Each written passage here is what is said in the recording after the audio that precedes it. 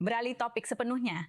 Sepertinya warga London memiliki pandangan yang beragam tentang Pangeran Harry dan keluarganya yang kembali ke Inggris. Duke dan Duchess of Sussex bahkan mengejutkan keluarga dekat mereka dengan kepindahan mereka dari California ke suatu tempat di luar London untuk jangka waktu yang disebut akan cukup lama. Pasangan itu meninggalkan Inggris menuju Amerika Serikat 6 tahun yang lalu, mengundurkan diri dari tugas kerajaan resmi. Namun, mereka tidak pernah lepas dari sorotan media, dengan Harry menuduh keluarga kerajaan telah mengabaikannya, dan pers tabloid telah menghancurkan hidupnya. Dan pemerintah gagal memberikan keamanan yang cukup baginya untuk bisa kembali ke rumah. Mari kita dengarkan lebih lanjut.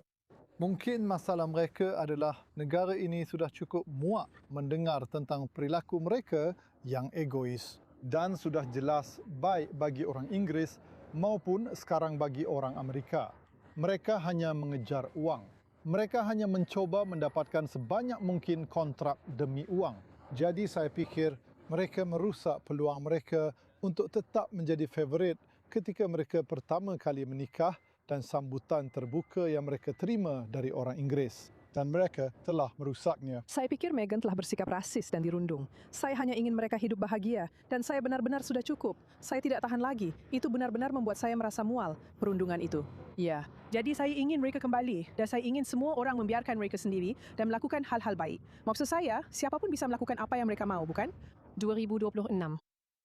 Ini tahun 2026. Jadi sekarang dengan senang hati, saya menyambut Angela Levin, penulis buku Harry, A Biography of a Prince, penulis biografi keluarga kerajaan, dan komentator yang sekarang bergabung bersama kita dari London. Terima kasih banyak atas waktunya. Ya, Harry, Meghan, Archie, dan Lilibet akan kembali ke Inggris.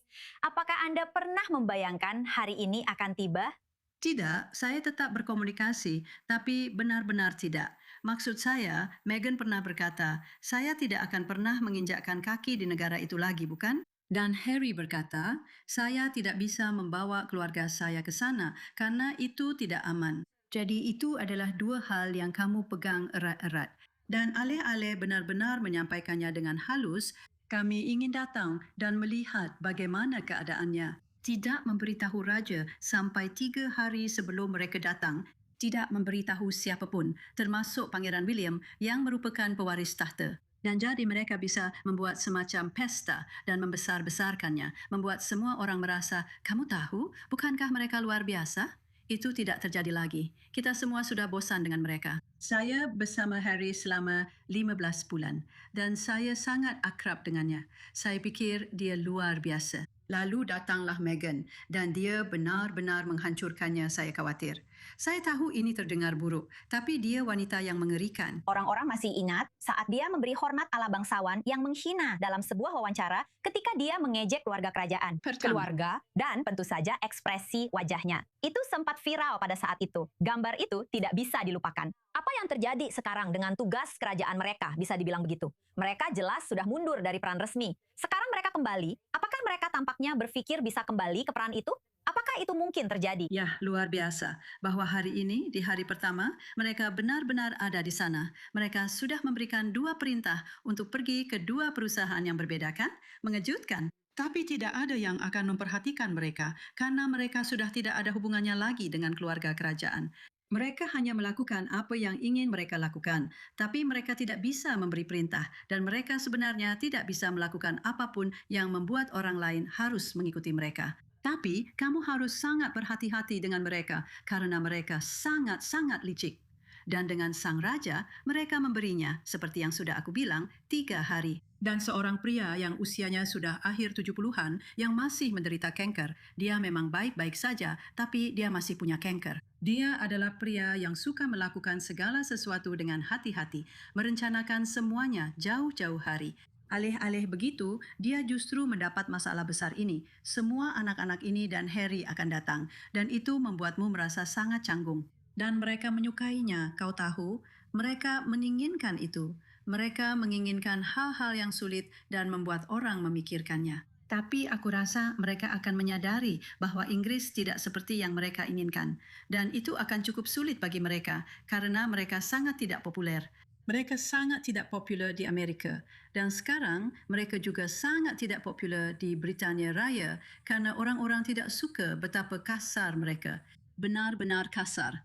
Buku Harry, Spare, sangat menjijikkan dalam membahas keluarganya. Dan orang-orang tidak menyukai itu. Dan mereka tidak akan berpikir dia luar biasa. Beberapa orang memang menyukainya karena dia menyenangkan, tapi sebenarnya dia akan dilarang melakukan banyak hal. Mereka ingin mendapatkan perlindungan 24 jam sehari, 7 hari seminggu. Tapi karena saat ini mereka sebenarnya bukan anggota kerajaan yang sesungguhnya, mereka tidak akan mendapatkan perlindungan seperti itu. Jadi mereka sangat kesal tentang hal itu. Tapi mereka tidak bisa memiliki semua orang yang menjaga mereka karena mereka ingin memakai uang pajak kita. Dan saya tidak akan memberinya uang karena dia tidak melakukan apapun untuk negara atau keluarga kerajaan. Apakah ada perasaan dari beberapa orang di Inggris yang mungkin merasa memaafkan dan melupakan? Biarkan para sepupu kembali, tumbuh bersama sepupu-sepupunya, dan sudah waktunya bagi semua orang untuk melanjutkan hidup. Apakah ada sentimen yang semakin berkembang tentang hal itu? Apa pendapatmu? Ya, pasti ada seperti itu. Tapi aku sendiri tidak percaya dengan hal itu.